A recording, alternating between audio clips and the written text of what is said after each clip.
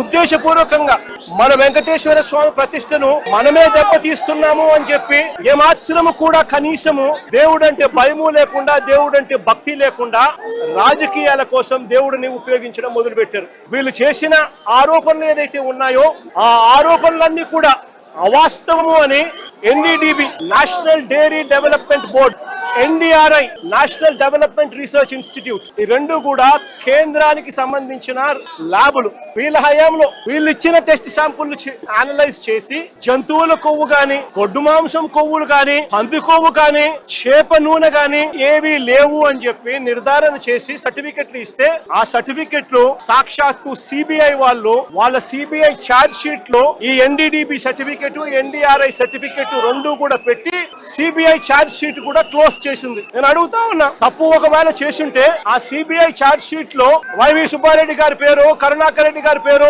ఎందుకు చేర్చలేదు? తప్పు చేసినట్టు ఒక ఆధారాలు ఉంటే వీళ్ళని ఎందుకు అరెస్ట్ చేయలేదు? అంటే సిబిఐ క్లీన్ చిట్ ఇస్తా ఉంది, ఎటువంటి తప్పు జరగలేదు అని వీళ్ళ పేర్లు కూడా ఛార్జ్ షీట్ లో పెట్టకుండా వీళ్ళని అరెస్ట్ చేయకుండా సిబిఐ క్లీన్ చిట్ ఇస్తా ఉంది. ఎన్డీడీబీ ల్యాబ్, ఎన్డీఆర్ఐ ల్యాబ్, ఈ ల్యాబులు కూడా క్లీన్ చిట్లు ఇస్తా ఉన్నాయి.